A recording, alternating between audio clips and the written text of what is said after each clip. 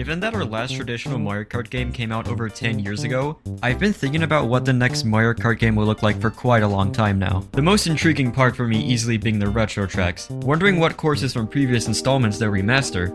This might be an unpopular opinion, but I get a lot more excited over retro tracks than I do new ones. I do love getting to experience a new race course for the first time, but something about seeing a course you're familiar with getting reimagined with a fresh coat of paint, no words can describe it.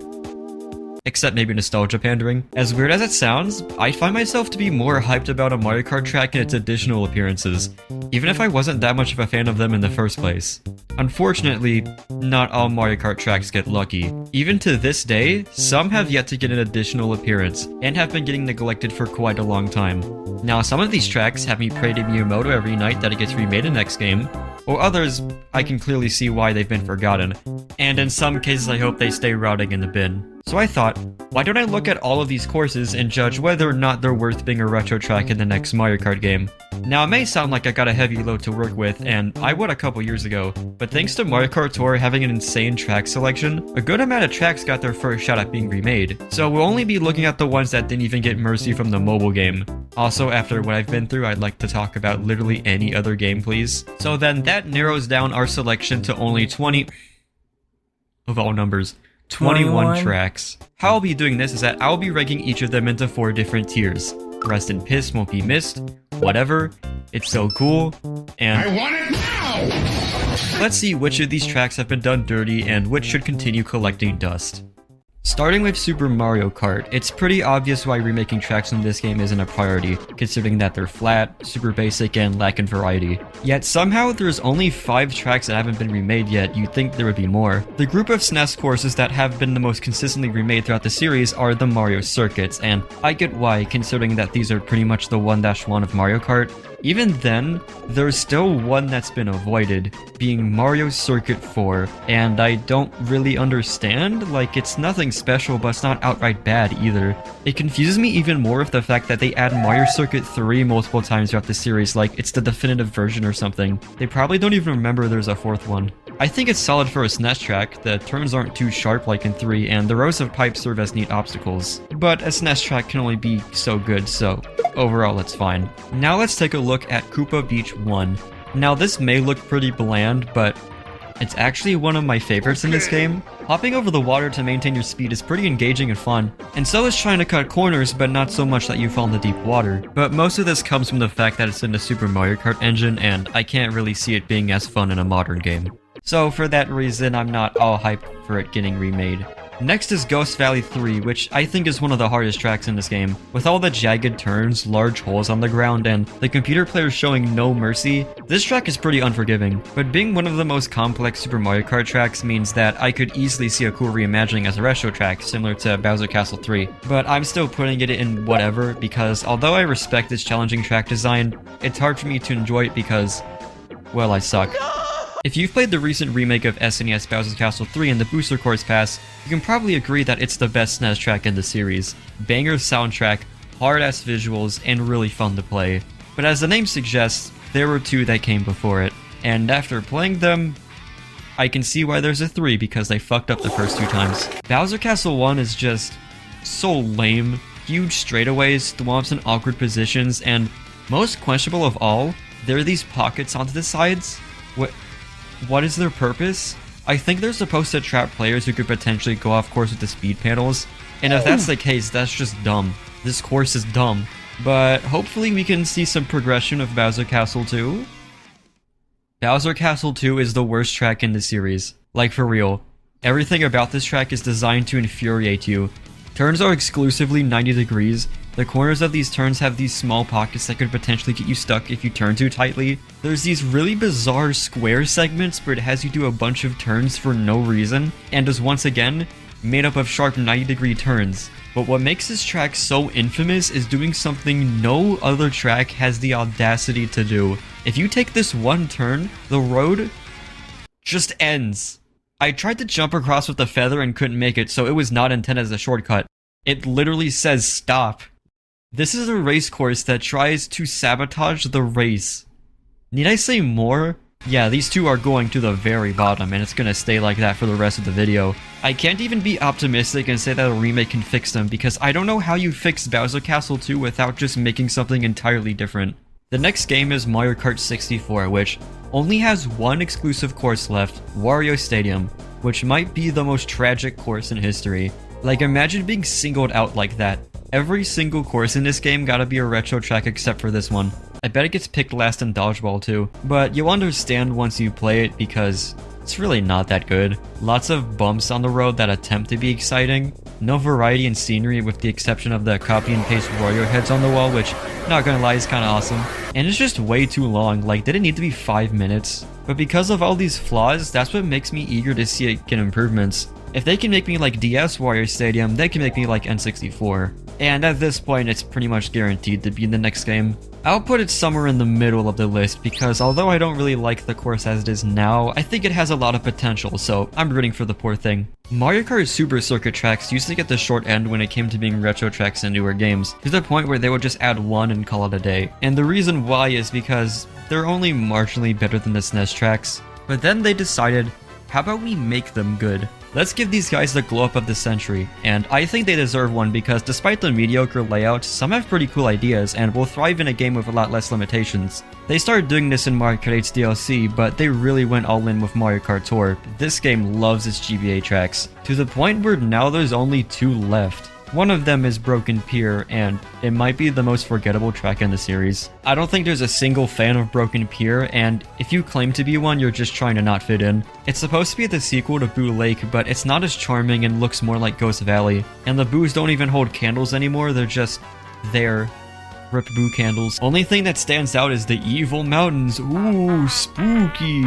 You know what else is spooky? Bottom of the list. And the other one is Super Circuit's Rainbow Road, and I like this one way more. First of all, love to see the Paper Mario 64 appreciation, and the gimmick is what makes this stand out from the other Rainbow Roads, being that the edges of the roads are built with ramps, meaning that you can take some game-breaking cuts if you're skilled.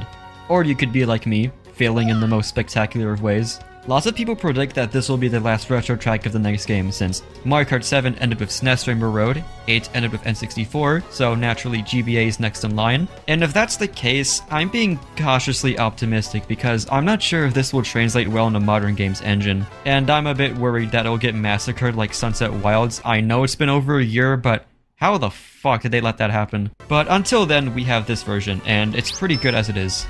Moving on to Double Dash. The 4 tracks that haven't been remade yet aren't really bad per se, but don't nearly leave as much of an impression compared to icons like Daisy Cruiser, Waluigi Stadium, Baby Park, and so on. None of these I'm really dying to see get remade. Except for Mushroom City. Mushroom City is goated. It's a traffic course where you gotta avoid a bunch of other cars on the road, and I love these type of tracks a lot. Except when it's this. Or this. But they're especially good on Double Dash because of the unique cars, like the ones that pop out the mushrooms, the bomb cars, and the very much intimidating Lunar Bus. In addition, Mushroom City also has a bunch of split paths like Yoshi Valley, but I think it's executed much better here, because it's not super messy and there isn't one path that's obviously much faster. And the cherry on top is the music. It's such a banger, and I know an official remix would go even harder. So Mushroom Shitty, I'm sorry, it's not shitty. Mushroom City will be the first track to be in the highly esteemed I Want It Now tier. And then there's Wario Coliseum. I think it's alright, but probably my least favorite of the remaining Double Dash tracks. Its whole shtick is being only 2 laps long due to how long it is. And okay, cool I guess. I find this one to be pretty difficult, mostly because Double Dash's physics are really weird, but if you've mastered these physics, I can see this being pretty fun. Not bad, but nothing super positive to say about it either. I do think it's better than Wario Stadium, so I will put it above that at least. Now for the first of many Bowser Castles on this list, so there's some competition in the air. I don't know about you, but Double Dash's Bowser Castle is the most Bowser Castle of them all. Because it has everything you'd imagine a Bowser Castle would have, like thwomps, fireballs, and a giant Bowser statue, without doing much to stand out. But that doesn't mean it's bad, because the things listed above are pretty damn cool, and I always find myself having a good time with this track. Although there's another Bowser Castle later on that I'm rooting for, I'd still like to see this be a retro track as well if possible. GameCube Rainbow Road. I think the infamous Rainbow Road with Lyrics video is more popular than the track that the music comes from, so I want to give the track itself some appreciation. I find this Rainbow Road out of all of them to have the happiest energy to it, with both the music and the appealing design of the Rainbow Road itself, and all of these giant rainbow floating items. I think seeing Mushroom City from below adds more character to it as opposed to being in the black void of space. Even though this track is quite brutal, I got a smile on my face the whole time. I would be down to see this in the next game even if it has some competition. It's called a road, it's called a Rainbow Road. Okay, you gotta admit it's pretty catchy. Now we're getting to Mario Kart DS, which has some of the most iconic tracks in the whole series, which of course means that they appear in consecutive games quite often, to the point where they've pretty much remade all of DS's unique courses, leaving behind the ones that are just there. Figure 8 Circuit, for instance. Sure is there. This is the most creatively bankrupt Mario Kart track. Like, its whole deal is being a circuit in the shape of a figure 8. Not even branded after a character like other circuits. You know, unless there's a long-lost third Mario brother named Figure 8TO. So for this section, I'm trying to think of other things to say, but like, I got nothing. I really have nothing else to add to this nothing sandwich of a nothing. I don't know. This one's definitely going in the bottom, but I'm afraid it's probably going to be in the next game anyways because they do need some generic starter track, and I guess this one functions. Next is this game's iteration of Bowser's Castle. This one's actually not bad, but being in the same game as the likes of Waluigi Pinball or Airship Fortress, it gets overshadowed. In terms of scope, it's one of the smaller Bowser Castles, but I actually like how tight and compact it is. It forces you to steer more precisely, but if I'm being honest, the one thing that makes me like this track as much as I do is the beloved spinny log. It's pretty easy to stay on the spinny log, but it's still pretty entertaining. Especially when you try to push other people off of it, it's hilarious. This would normally not be anything special, but any level with a spinny log holds a special place in my heart. From what we've seen so far, I don't think the selection of DS tracks desperately need to get remade. We kind of blew through all the ones that people really liked. It's no wonder they got left behind. But that all changes with this game's Rainbow Road. Guys, I love DS Rainbow Road. It's one of my favorites. I do admit I have a lot of nostalgia for it, but even with the nostalgia goggles off, it still has its qualities. It's quite challenging while not being unfair. The sound design is whimsical, the visuals are gorgeous, the music feels like you've really accomplished something, and come on, it's got freaking loop-de-loops. How can you not like loop-de-loops? Sure, it's kind of annoying when you get hit when you're upside down and you have to go all the way back, but at least it's funny to watch. I am a bit biased since this is my favorite Mario Kart, but looking at it more objectively, I still think this is really strong. I know most people are banking on the GBA version being the last retro track in the next game, but I'm personally rooting for DS Rainbow Road, and if that ends up being true, when I see it, I might get a Ratatouille flashback. So do you remember back when Mario Kart 8 didn't really give a shit about Mario Kart Wii and only had 2 tracks from it? Well, now it has 11. All of a sudden, they saw the Wii tracks as peak as they truly are, but they're a fake fan. Tor's the real one here, because the Booster Course Pass tracks all come from that game, plus it has Dry Dry Ruins. So thanks to Tor, there's only 4 Wii tracks left, but unlike DS, there's still some certified classics. I'm telling you, Wii tracks are peak, but let's start with the one that may be a classic, but isn't necessarily good. Luigi Circuit is iconic for sure, but even given the excuse that it's the first course, it's not doing much to impress me. There is one ramp shortcut, some boost panels that are actually slower, a Luigi statue, and nothing else. It's not bad, just nothing super positive to say about it either. I like Mario Circuit a lot more because it actually has stuff in it. I think all the houses in front of Peach's castle are cute, and it's got a nice forest section of Goombas. Right after the chain chomp that scared the shit out of me as a kid. It's really simple, but still involved and aesthetically pleasing. It's honestly one of my favorite Mario circuits, even though that's not a high bar to pass. But if the next game needs a generic circuit for one of its retro tracks, you can't go wrong here. So all that's left on our list of tracks are the remaining 2 Wii tracks and 2 from Mario Kart 7. And these ones are the ones that throughout Mario Kart Tour and the Booster Course Pass's life cycle, and now when I think about the next game, I've been begging, praying, pleading to see them get remade in a game that's much more accessible. First off is Toad's Factory, which I think has the most supporters, myself included, because it's freaking Toad's Factory! The track may be short, but there's always something going on, with avoiding the hydraulic presses, catching item boxes at the harbor, riding the conveyors while the sirens are going off, and boosting through the mud with one last jump at the end. This track just has so much attitude, and the really catchy music adds to that. It's one of my favorite soundtracks in Mario Kart. I also love the world building in this track because it seems like this is where the item boxes are produced. At this point, it's pretty much locked in for the next game, and I cannot wait to see it in 6 billion years. And then there's Wii's Bowser Castle. This is the best version and you cannot change my mind. It's everything a Bowser Castle should be and more. It's large in scope, lots of tight and challenging turns, eerie atmosphere, but my favorite part has to be the Bowser statue section. I love how this part is designed. You can either use the half pipes to get across the tubes to stay safe from the fireballs, or you can stay in the middle to save time, but you're at risk of getting cooked. You know, it's pretty rare for a Mario Kart course to be this strategic. I respect how genuinely difficult of a track this is. And a little additional fun fact, in the Mario Kart ride from Super Nintendo World, one of the music that plays in line is a remaster of this course's music. So Nintendo themselves love this course. Out of all the Bowser Castles that haven't reappeared yet, this is the one that needs to come back the most. Like seriously, nobody plays vanilla Mario Kart Wii these days. Please bring this track in a newer game. Sadly, I can't really say this one is guaranteed since there's also the Double Dash and the DS versions, but I have my fingers crossed for this one. The last game we'll be looking at is Mario Kart 7, and once again, thanks to Tor really liking 3DS tracks, only 2 remain.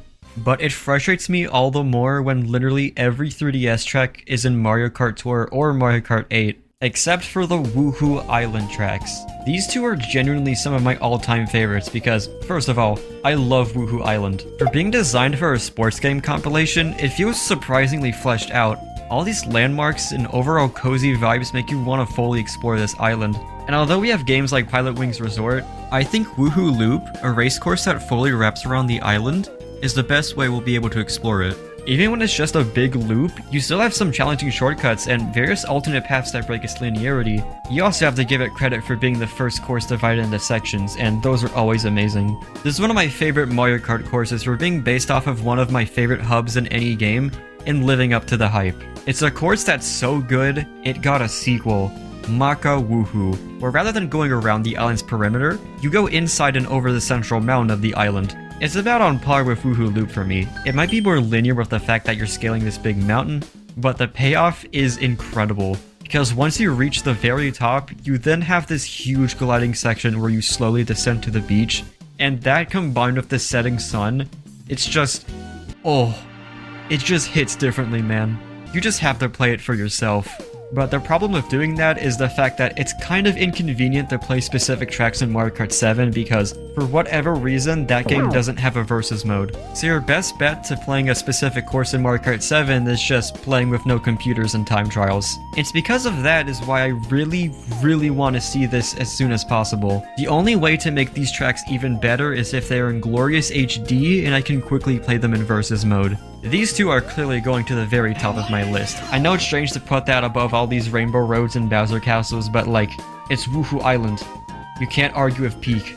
I like Maka Woohoo only a bit more, but I think Loop is more likely to get remade, because I imagine they would want to bring back the first installment before the sequel, you know? But if either one of these get remade in the next game, that's more than enough for me. And there you have it, my rankings of every Mario Kart course that hasn't been a retro track yet, where you can see which tracks are worth a chance, and which should be left in the bin. I guess technically none of the Mario Kart 8 tracks got remade, but that's because it's the most recent mainline game, so I don't count that. With the amount of tracks left being so low, you'd think that pretty much all of these courses are going to be in the next game. But I think it will also have a lot of retro tracks from Tour that didn't get in the Booster Course Pass. Because once that game eventually ends service, its exclusive tracks will just be poofed out of existence. So they gotta preserve them somehow. Also, it's becoming regular that we get repeated retro tracks, so we could see some of those as well. But no matter the results, it's always exciting to revisit older tracks with a fresh coat of paint. And really, as long as at least one of the tracks on the top of my list make the cut, I'll be happy. Anyways, let me know in the comments which one you'd like to see in the next game. We've still got a few years until that'll happen, so until then, I guess us Mario Kart fans will just have to starve with our 96 tracks.